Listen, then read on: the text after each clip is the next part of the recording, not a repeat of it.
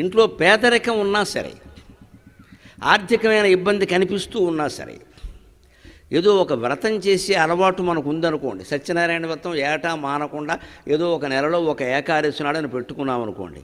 కిందసారి మనకి డబ్బులు బాగా ఉన్నాయి, వ్యాపారంలో కలిసి వచ్చింది, ఓ ₹1,00,000 ఖర్చు పెట్టి వ్రతం చేశాం, దాన ధర్మాలు చేశాం, 10 మందిని భోజనాలు పెట్టాం, చేశాం. ఈసారి అంత ఓపిక లేదు. అటువంటిప్పుడు ఏం చేయాలి? వ్రతం మానకూడదు.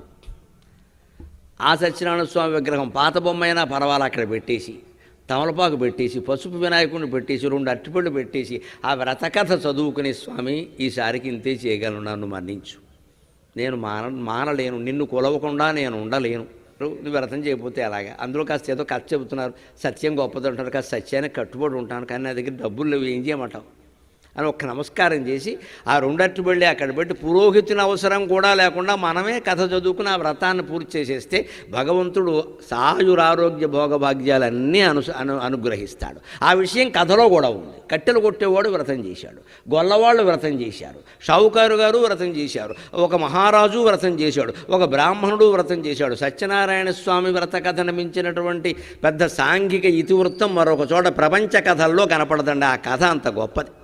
సోషలిజం సాధించాలంటే అదొక్క కథ చాలు. సామ్యవాదం అంటే సత్యనారాయణ స్వామి కథే.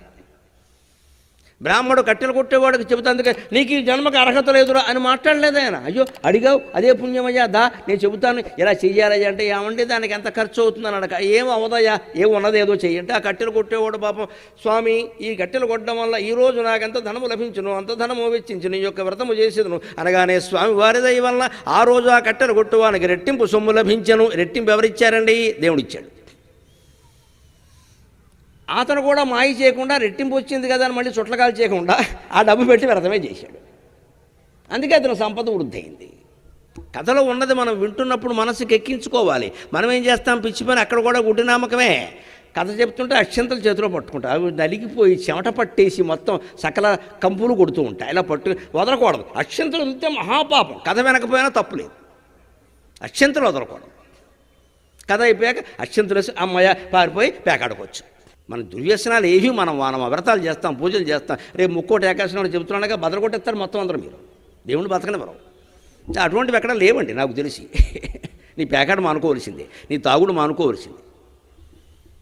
అబ్బాయి ఈ వ్యసనాలు ఏమీ మానుకోడు శుభ్రంగా. పైగా పండగ పేరు చెప్పి ఇంకో శేష ఎక్కువ పట్టేస్తాడు. పర్లేదండి అంటాడు. ఈ శాస్త్రం ఏందో చేస్తాడు. ఈ నాటకాలు మానేస్తేనే భగవంతుడు మనకు కరుణిస్తాడు. స్పష్టంగా అందులో ఉన్నదేమిటి? ఎంత పేదరికంలో ఉన్నా నువ్వు మానవు, చేసుకో, ఎలా చేసుకోవాలి. నీ జీవితంలో నీతిగా ఉండు. పదము నడవకయున్న పదము తప్పకుండుట, మార్గాన్ని విడిచిపెట్టదా? ఎందుకు విడిచిపెడుతున్నావు దాన్ని?